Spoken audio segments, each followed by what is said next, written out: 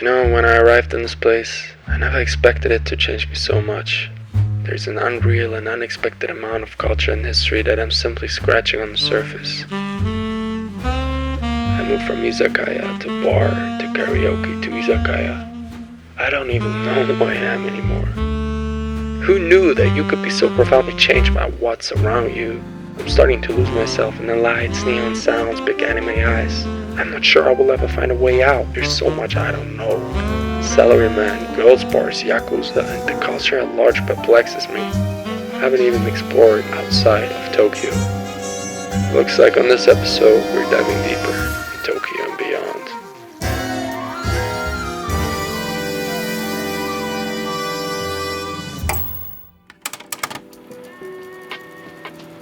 After 2 weeks, I have to say, I'm feeling pretty good about being in Tokyo. I still feel like a little kid out here. I think I've never seen any place have as many restaurants as Tokyo. They have more restaurants than anything else. Wow. I can't get enough of the food or anime or anything for that matter. This is what I always wanted. I always wanted to feel like I'm in Tokyo and blending in and feeling like I'm the main character of the anime. The same goes for clothing. If there's one thing that Japan gets so right, it's style. Today we're going thrifting. Hopefully we find some good pieces of fashion. Japan is known to be drippy. Everyone dresses so cool here. Today we have the great Ura-Tenma, my photographer friends, who's got a killer eye not just for photos but for clothes too, joining us in Harakujo. Oh, this man is seriously a stylist. Because I'm gonna I'm Oji-san. I like Oji-san style. I like Oji-san outfit. This is James Dean, Rebel Without a Cause. This is cool. Very cool. Steve McQueen, yes. Steve McQueen.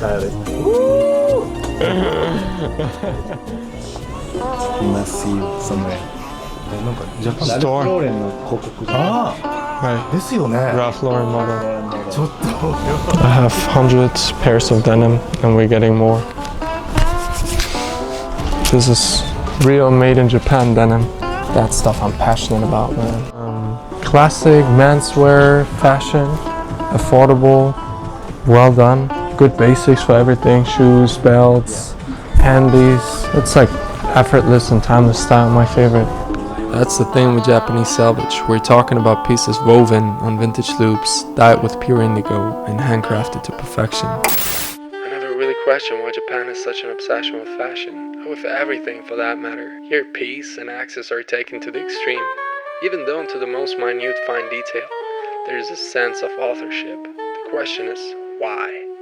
So we headed over to Shimbashi, where I was fortunate enough to connect with fashion designer and content creator Fusane, who decked me out in this sick vintage suit. Wow, sugoi. Through his clothing brand Fusane Nati, Fusane explores a sense of tradition and class that is no longer found in mass-produced clothing. This, in some respect, has led to his obsession with Japan's post-war economic boom from the 60s to the late 80s and the subsequent city pop selling culture surrounding it.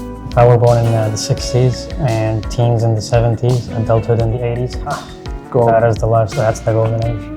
That era felt extremely rapid and always changing. You know, every week was different. From manufacturing to the stock market to fashion and everything. A lot of what you call Japanese products, digitalization, a lot of the electronics, Japanese electronics were made during that era. This aesthetic has not just informed the brand, but its shooting style. So I was very happy to have him on board to understand some of the less talked about and dying parts of the culture. These are necktie pins, legit ones, and they're all for train companies. It was a pride. So you got your own necktie pin. That's interesting. What makes this one of your favorite neighborhoods in Tokyo? I think the history, the people that come here, top of shops, and the way the town is made. Tell me more about the history. You can call it the one of the backbone towns of Tokyo. People that come here are usually salarymen. You can see that in the type of restaurants that are here. You know, you have ramen restaurants. Usually the kind of food that would serve you quick, eat, go back to With work. such a work-heavy culture, it's no wonder that Japan has developed its own mythology around the Sailorman character and aesthetic. But at its core, we're looking at a culture that represses its emotions daily. So over at this classic cafe, Fusane elaborates more by talking about the concept of Ochito Soto. Ochito Soto. I think it's basically dividing your life in a way that is subconsciously aware of what to let out to the public and what to keep private. I don't think it's deliberate. I think it's just a society. It's not done in a bad faith. It's done in a way that's respectful. That's why, I'll tell you an example. Japan is actually considered one of the most private places for celebrities to come and enjoy their time because no one bothers them. You never see people running after them in the streets. And people would notice them. They'd notice that they're popular and they'd notice they're celebrities, but no one would really jump and try to bother them, usually. And that kind of mentality of keeping private life and minding your own business plays a big role in it. So Ochito Soto, sometimes it's looked at in a negative way. There's a fine line between my family, my private life, and the company and friends and people. Sometimes in different cultures you'd want to have this easy, spontaneous experiences, and they do. It's not like it's done in a way that's extreme. But subconsciously, people do mind the way they behave, the way they share their life, their private lives, a lot. If you open up, people will open up, but it's slow. They don't want to annoy. They're not sure of, especially if you're a foreigner, they're not sure of what bothers you. If it's Japanese to Japanese, it's still the same way. I don't see people talk a lot on the streets, to be honest. Again, that's part of it. Even in train state, inside the trains, right? Yeah, exactly. It's because you don't want to bother the person next to you. You want to keep the harmony. In the streets are extremely quiet, usually. Finally, over in Yurakucho, within this train underpass, there's a beautiful location with dozens and dozens of izakayas. Unfortunately closed at this hour, but still beautiful to see nonetheless. I feel like there's still a lot of that 80s, 90s nostalgia present here. I feel like people are very fashionable. I feel like the restaurants, the yakitoris, they have like this very authentic vintage vibe that just makes me feel like I'm escaping into different worlds and losing myself within it. It's just beautiful. I think what makes Japan also unique in that way is whatever that they do, they always make specific tools, specific ambience, like this place. If you want to have a late night izakaya looking place, have these lanterns and these lights. Basically, the idea of localizing everything, to the tradition, way of life. That makes it very unique. That makes it very Japan-like. I would want to ask you this. Why would you think, even, other places as well, why would you think people would rather go to these small town places or small shops or these kind of old shops to shoot, sit down, experience the ambience, rather than a newly built place? Why is that? Because it feels more authentic. Right. Yeah. And that's why I'm also trying to make these videos. My intention is to open people's eyes again in the beauty that we have in history, in the things that lasted and timeless, effortless things that we would always go back to. Because that's what it's about. It's about story. It's not about efficiency, punctuality. That comes and goes. It's really about finding stories, finding beauty in the small things. Right. And that's what I really burn for in a way. Right. So it comes down to beauty. Yeah. You can reach the skies, but then you'll go back and look for where beauty is at. I'm extremely grateful to Fusane for the insight and delightful conversations. As we said bye to each other, I still feel an itch. How many stones have I left unturned? What do I have yet to discover? How much can I do with the time I have left? These questions gnaw at me like a dog with a bone. There's something that I saw over the course of my time in Shimbashi was a larger sense and awareness of the starker side of Japan. As in any country or big city, the bright lights and late nights are bound to bring about more unruly intention. However, despite its extremely well put together exterior, Japan surprised me by how rampant this culture seems to be. To see more, we headed over to where the lights shine the brightest, Akihabara. We are right next to a peaceful river, and right here we have tall buildings with anime logos on it. We are in Akihabara, ladies and gentlemen. Sugoi! This is crazy. Looks like an anime. Let's explore. Let's explore. If I'm honest, when I came here, I was a bit underinformed and actually excited because I love anime, especially Dragon Ball. So I thought there was just gonna be a lot of that around. Don't get me wrong, there was. But what we found was a more uncomfortable truth. But before we get into that, how about a little bit of gaming? Bro, I got a gamble for Naruto. Can you call that gambling? It's more like a game. I don't gamble. Don't gamble. 200 yen or not? Let's find something that's... Oh. Ace, bro! I gotta go for ace. Please! Fishy. Bro, no, I did it wrong. Yes. Ah, you can't let go of it. I got scammed, man. I love Yoshi, bro. I don't have any money left. Shit. Every single anime that you can think of, you can find in here. My goodness. Welcome to Otaku World. Overstimulation, let's get out of here. Let's see what this neighborhood has to offer. I'll be honest, it's kind of fun, even if you get scammed. We're in a world of weirdness. Tokyo's crazy. Oh my goodness, this is the creator of the games that we played as kids, guys. Pac-Man, Dragon Ball, Raging Bull, Dragon Ball Budokai, Naruto, all Bandai Namco. Japan has some crazy fantasies, that much I can guarantee. A lot of gooners here. Look at that, brother. What are you guys doing, man? It's worth seeing. Will I come here again? I don't think so. Maybe at daytime. Maybe if I feel silly. But that's the nice thing about Tokyo. It has everything. It has the craziness, it has the weirdness, but it also has the peaceful Japanese slow life. You get everything you want. Even mates at a cafe. We're not doing that, okay? That's nothing to be supported. That's nothing to be proud of. No mates. Look at them, bro. They're like ashamed. They're like covering their face when we walk past them with the camera. All jokes aside, this side of the culture did disturb me. It may not be my place to say, but I felt sorry for the young women who subject themselves to these professions to make ends meet. I suppose it's like this in all places that never sleep, but to see such heavy promotion for the maid cafes here and for the girls' bars in Shinjuku was kind of a shock. As we investigated more, a local friend of ours pointed out this issue was born in some respects out of the overworking culture. With less time to focus on meeting women, many salarymen will go to places like these not even to get a quick fix, but they simply pay to have conversations with women in a bar because they can't otherwise due to their booked work schedules. It's not to say they don't get their rocks off either. They have snack bars and so plans for that apparently, but it's sad to see that there's such an overwhelming lack of human connection. It's so bad that even some Japanese companies will even give their employees bonuses to take care of their quote-unquote needs.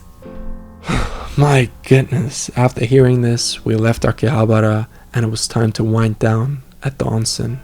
Totonoi. It was getting to me. The dark side, the glare of the neon, the never-ending stimulation, filming days into the nights. The stress weakened my bones and my mind started to spiral. Was I wrong about Japan? Was this place I fell in love with an illusion? Was I lying to myself from the start? I was turning sour, becoming sick. It all seemed to lose its spirit. In its place, I saw a dark commercialist, hyper-capitalist, dopamine-seeking tumor that ate away at my childhood fantasy. I was in desperate need of a cure to this disease. I needed some serious self-care. We're at Mount Fuji and we're trying to enjoy this trip to the fullest. Because looking back, I always think I could have enjoyed it more. I could have been more present. I could have thought less about the problems that are going on right now. And I started this morning already being concerned about all the things that I have to take care of in the next days. But you know what? By the way, I'm exhausted. I just biked up this whole hill. It doesn't matter. It really doesn't matter. Because all the worries and concerns that you have, they won't matter anymore in a couple days. At most weeks. So just try to be present and take in what is in front of you. And in front of me is this beautiful fat ass mountain called Fuji-san. Oh, sugoi desu! I got myself a room with the Mount Fuji view, and I'm gonna enjoy the frick out of that. Away from it all was the town fashion and its charm. Tourism brought in the dough, but that's only possible thanks to the grid, the working class grid. Like this caveat mat with whom I shared some udon. I discarded my expectations, listened to his stories through Google Translate, and made a genuine connection. Nothing better than that. This wasn't the end of the road just yet, as we headed to a different metropolis, one more unruly than the last. I smelled trouble, laughter, and lots of food. We headed straight into the jaws of Osaka. Unlike Tokyo, Osaka isn't here to impress you. It's going to put its arm around you, hand you a highball in one hand, and takoyaki in the other before you can ask any questions. To say that food is Osaka's pastime will be an understatement. It's its lifeblood, known as the nation's kitchen. I would argue it's not only because of the abundance of dishes, but also in its raw and loud attitude. Here faces show more emotions, laughter is louder, style is flashier, and the culture doesn't mind getting its hands dirty. You don't come here to be in awe, you come to be alive. On my journey to dive deeper into Japan, Osaka was necessary. Before we get there, however, first off, we have my friend Tatsuya Sakai leading the journey since he's actually from Osaka, and of course, to get there we're taking the famous bullet train, the Shinkansen. Man, as a kid, I always thought the Shinkansen was the coolest thing. This was something I've been looking forward to all along. 3 minutes? Yeah. Basically right now, Japan is crazy. around this time. Yeah, that's the ticket section for Shinkansen. Do you get the bento in the train? Right after we get into the entrance. Let's go. Osaka, baby. Tokyo to Osaka. Let's go. It's one of my favorite bento places. You can get the bento box that's famous in everywhere. One of them are famous in like Sendai, which is like north side of Japan, and then another one is like from like super famous in west side. Yeah. 14 this way. Wow, they're so beautiful, these trains. Look at that beauty, the Shinkansen. Oh, I love this train. I love this train so much. Just epic. Today we're treating ourselves green car. We have to be nice to our guests. And blast out as Tokyo's neon flew past us. We immediately digged in. Excited for the food, excited for the trip. We got 2 bento boxes for the sake of getting a full experience. First came with yakiniku and sukiyaki, or grilled beef and assorted veggie eggs. This is so good. Second is one of the heated up bento boxes. You simply pull the string 5 minutes, and then we have a and it creates a chemical reaction in the bottom part of the box and it heats up the food on top. In this case, beef tongue and rice. 2.5 hours later, having crossed the country, we found ourselves in Osaka. And we made our way over to Kyobashi, where we hit the streets once more. Walk after you check in the hotel at night, just walking around and getting impressions. That feeling is incomparable. I love that feeling. What can I say? I'm a sucker for neon lights. It's a girl's phone. It's a favorite, right? No. I also have that here. Let's see Osaka. And izakayas. Kampai. Kampai? Best thing eating with this guy is I don't even have to look at the menu. He just gets whatever is local and good. But to be honest, I just order like what I want. But you know what's good? You have the real Japanese taste. What are you saying? I'm local. Itadakimasu.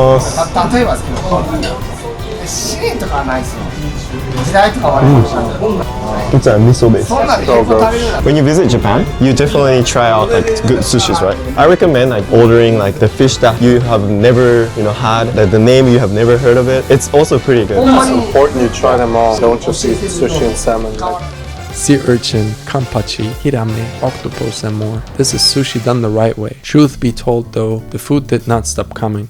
Egg sandwiches. If you have been to Japan, you know what the best breakfast is. They have these fluffy, big-ass toasts, and sometimes they put egg in them, sometimes they're sweet. So we found this beautiful toast place, and we're gonna have some Japanese toast. It's the best toast in the world. First time I'm trying a famous Japanese egg sandwich, and we got the fluffy XXL version. Let's try it.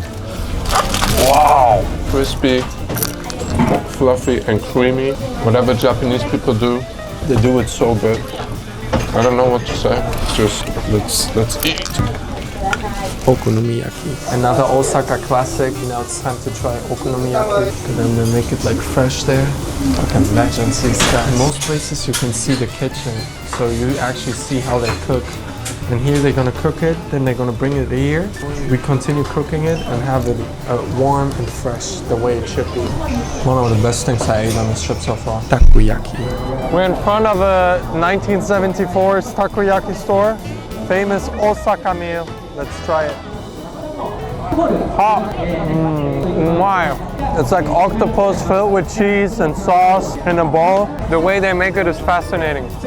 Wow. Takoyaki in every corner, bro. And even more sushi, sake, and highballs the following night at Harakujo. This overindulgence is a staple. They even call it kui daore, or eat till you drop. Let me tell you, it's been a while since I struggled to put on a pair of jeans, but I had to step up to the challenge because the drip here, like in Tokyo, is next level. Aside from some of the more extravagant and out there pieces, here you will find some of the most classic American vintage and Japanese salvage I've ever seen. Everywhere you go here, you have a crazy amount of stores, and it doesn't stop with the shopping. I gotta stop myself. I mean, you will find all kinds of stores, not just clothes. Like this one place where I found these killer vintage Seikos. It's more my style. Also with the gold and the green, very beautiful. I think this one is more unique. Yeah. It doesn't stop, man. Osaka has so many fashion stores, it's insane. And the people actually have very cool style here. But enough, no more shopping. With the amount of anime we saw across these stores, we gotta run through our top 5. Baseball manga, but the first one should be like major. That's and good, the second one, I think Slam Dunk. Then Kingdom. Maybe Diamond Ace. Climbing on it? Yeah. 4. Yeah. 5th, I'm still thinking between Hunter x Hunter with Dragon Ball. Maybe Dragon Ball. You know.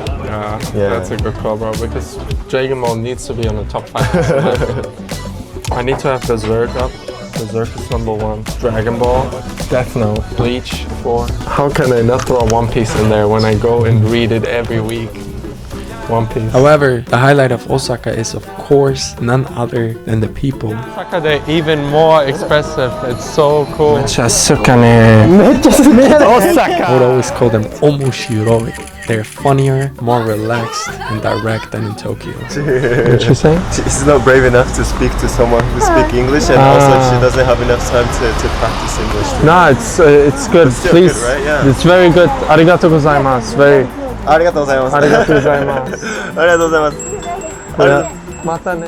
It's a stereotype to be sure, but one worn with pride. Did you get any struggle in Japan? Yes. What kind of struggle? I feel sometimes a bit alienated. Like people look at me a lot and just are very distant sometimes. I would say more Tokyo than Osaka, but I felt it. But when you speak Japanese and when you're the one approaching, I feel like it's very different. People are very kind, very polite, very nice. Nice to meet you. Thank you so much. Tony. Tony. What's your name? Yuma?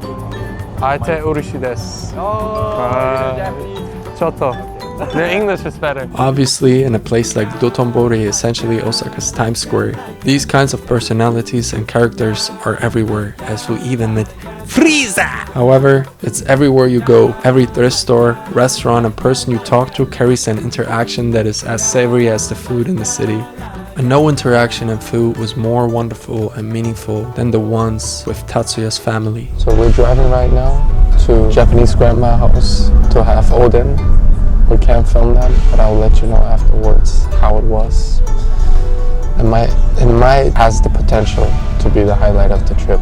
So While we didn't film out of respect, I do want to talk about this special moment because I'm extremely grateful to my friends Tatsuya and his family for bringing me in and sharing a meal with them. It was not only a great honor, but insightful and fulfilling at the same time. Not only because we got to partake in some excellent Odin his grandmother made, but also because sharing in their company and stories was truly special. They live in a house that has been passed down for generations by their ancestors, and to me in some respect, there is no more fulfilling venture than really experiencing someone else's culture and learning to view the world through a completely different lens. I really find meaning in that, as I see that even beneath the differences, we care about the same things. And even beyond the language barrier, we can connect. Shout out to my friend and his amazing family. Arigatou gozaimasu. Thank you. This trip to Osaka has been truly one of a kind. So We ate okonomiyaki, we ate takoyaki, we saw the neighborhood, we had a local take us around, we talked to new locals. I'll call this Osaka trip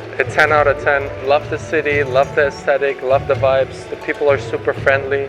The people are super intrigued. That's one thing that I really loved here. And back to Tokyo, Shinkansen. Shoo!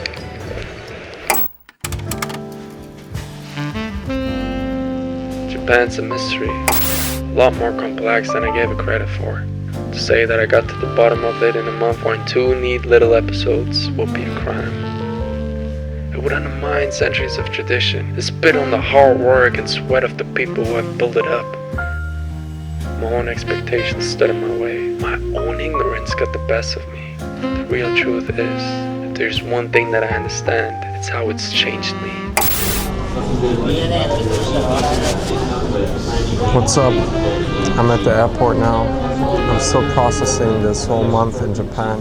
It was quite a lot. A lot of things happened. I think I took a lot of learnings out of this time, considering the way I came in here. One thing I learned is don't have expectations when you travel. You can plan, you can structure, but don't have expectations. It was a hard time, but at the same time also a lot of fun. And those are usually the best trips. Those 2 things, if they fulfilled, you know, it was a meaningful trip. I'm very glad about having met local friends. I'm very glad about the connections I built to certain spots that I went to repeatedly. I'm very glad about the experiences I had, about the trips I took. So yeah, that was it. Peace out. Still, playing the detective was fun. I'll miss trying to uncover Japan's mysteries. But our story isn't over. Our time may be up at the ramen shops and yakinikus, but our travels go on. We were trading the glow of neon for the harsh spotlight on the runway. Next up, Milan.